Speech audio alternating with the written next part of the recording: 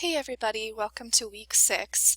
Thanks for hanging in with me there last week when I was feeling pretty sick and under the weather. And it's really strange to have a week where you don't get to hear my voice in a narrated PowerPoint presentation, but you all adapted well and stuck in there with me.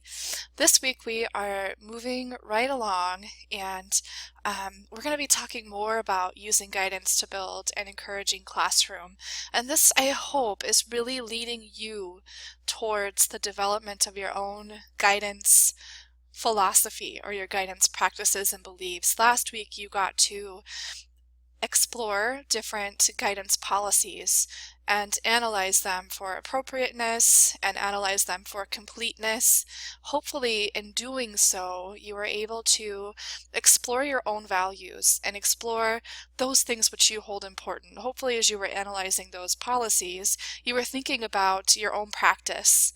What might you implement? How might you use the guidance strategies and the policies you reviewed? This week, we're going to talk about more about strategies, which we also did in week 4, and we're going to talk about developing an encouraging classroom. I hope that what you're getting from this is that really at the foundation of everything you do is relationships, building relationships with children, with their families, and moving towards guidance and away from discipline. We need to ask ourselves some guiding questions.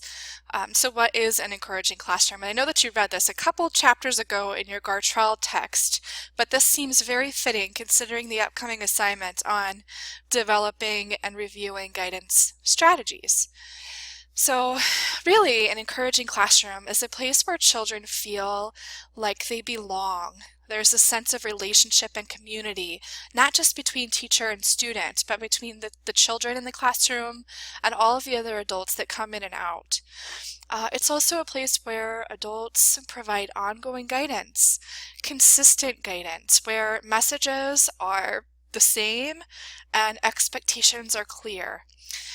And then a creation and sustenance of a caring community among children and adults for the purpose of furthering the learning and development of each member. And that's right out of your text. A great quote about that feeling of community. And then what does an encouraging, developmentally appropriate classroom look like? We haven't talked a lot about developmentally appropriate practice in terms of curriculum.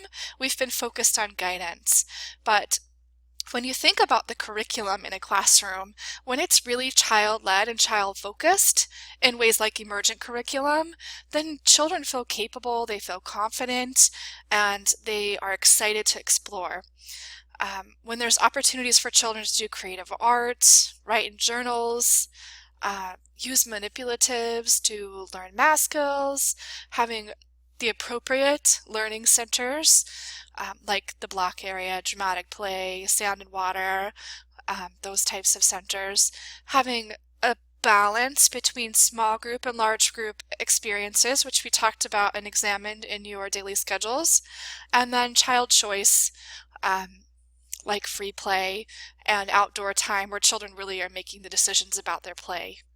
So those are kind of what a developmentally appropriate classroom looks like, and the importance of that in an encouraging classroom really just sets the foundation for children to feel successful and to become capable and confident and comfortable in their own environment. And the goals for guidance can be stated in terms of democratic life skills. And we're going to watch a video this week from Dr. Becky Bailey that's going to show us the importance of brain development in relation to children's relationships and how they respond to those in authority roles like teachers and parents, and how important that the development of the brain is in terms of children becoming productive members in a democratic society. So we're going to watch a video about that today. I'm really excited about it and I can't wait to hear what you think. But teaching democratic life skills in an encouraging classroom teaches the ability to see oneself as a worthy individual, like knowing that their own importance, that they have a say, that they are capable and confident, having the ability to express strong emotions in non-hurting ways. We need children to become adults that can express emotions in ways that are appropriate and also understand that it's okay to express emotion. And I know that I have adults in my life who grew up in environments where it was not okay to express strong emotions and that was not the norm. But really, for people to be productive, they need to have outlets for expressing emotions, and they need to be able to know when is appropriate and when it is time to seek some help when expressing emotions. And be understanding of the viewpoints of others. Really, that's what we want children to be able to do. Perspective taking, which full understanding of another's point of view is challenging for younger kids and doesn't really fully develop until children are about 7, 8, and 9 years old.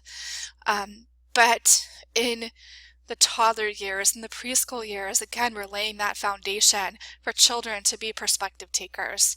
And we want them to be able to work cooperatively in a group. When you think about job skills, depending on the job, which many of the jobs that we see now that we have really do require people to work cooperatively in groups. All right, so increasing developmentally appropriate practices and encouraging classroom. This chart just shows how we're moving away from discipline to guidance. And so the far left column talks about moving from inappropriate practice to appropriate practice and how it reduces the mistaken behaviors. So I'll give you just a minute to review this chart on your own.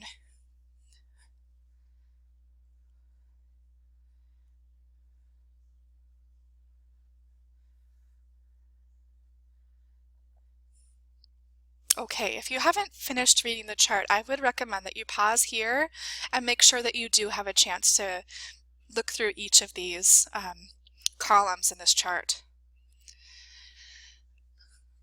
Okay, so how do we develop a spirit of community in the classroom? So here are some teaching techniques, which are going to sound very familiar, hopefully. Moving towards guidelines, not rules. If you do develop rules in the classroom, that's a word we commonly use, and I think that guidance and rules or guidelines and rules can be used interchangeably, but really think that guidelines set a standard and reinforce standards in a positive way. So if you create rules with the students in your classroom, instead of saying no running in the classroom, your guideline might say in the classroom we walk. So just knowing that rules are stated positively. And sometimes rules are stated in a negative term. So just know sometimes those words are used interchangeably. The point is state expectations in a positive way. And this might be new to some of you, and I think that some may have also read in another class a paper about encouragement versus praise. Praise really can single out achievement, just like when we call out someone for their behavior in a negative way. Praise can do that conversely. It can single out achievement and make comparisons to others that can then in turn not only create praise seekers, but then the children who feel like they never get praised and they feel left out.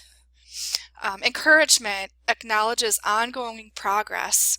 So noticing those small achievements and commenting on them. Wow, you worked really hard on that today. I wonder how much more you will have done tomorrow. And then there is public encouragement and private encouragement. Thinking about public encouragement, what is it that you really feel comfortable with saying to a child out loud, or is it better said in private? So always be thinking about the circumstance and the meaning behind what it is that you are publicly encouraging. And then here's some more skills for building an encouraging classroom. And these are specifically communication skills.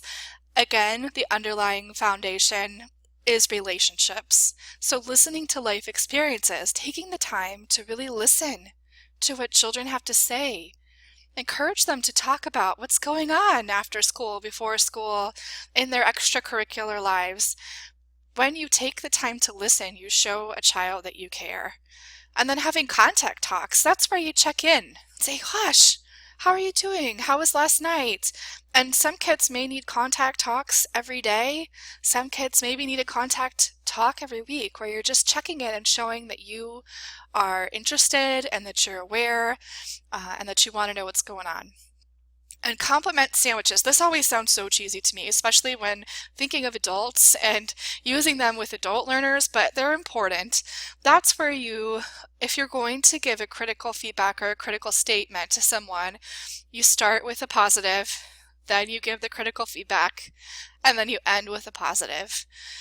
That can be reassuring to a child if you're going to give them critical feedback about behavior, about their work, about something that's going on in the classroom, that yes, you have to give this critical feedback that might be hard to hear, but you also still care and you recognize the positive.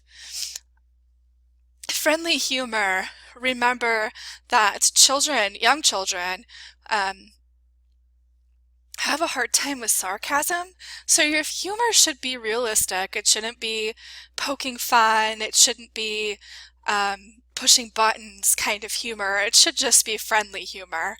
And then friendly touch. Some kids really do well with that proximity, that closeness, that knowing that someone's there, a hand on the shoulder, a hug around the side, just that friendly touch to let them know that you're there and you care.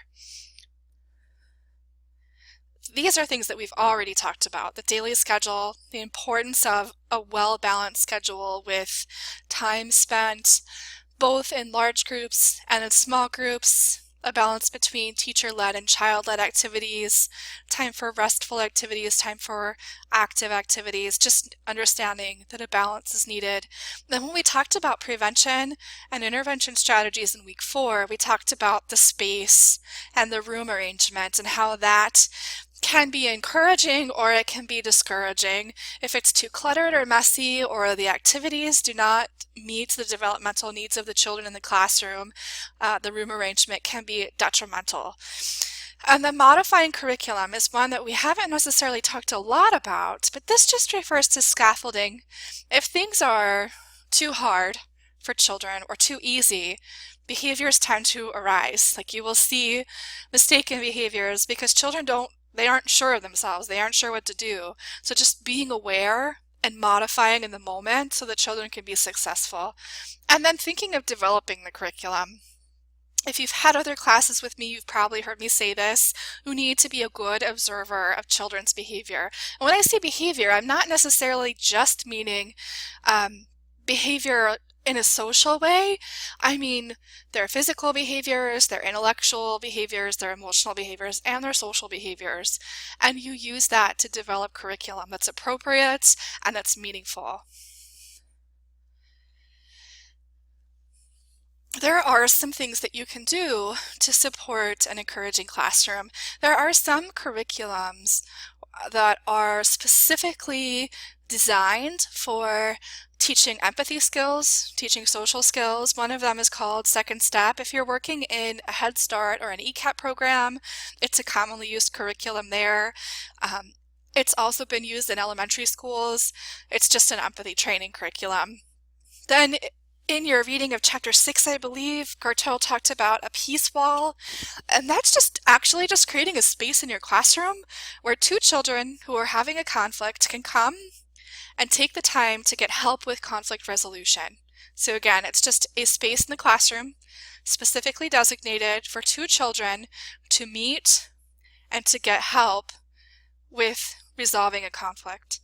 And then class meetings we talked about last week, or you read about last week and wrote about last week, and just the importance of meeting regularly to help strengthen the classroom community, to help with conflict resolution, and to help children be on the same page and feel like they are a member of a community that's meaningful and purposeful.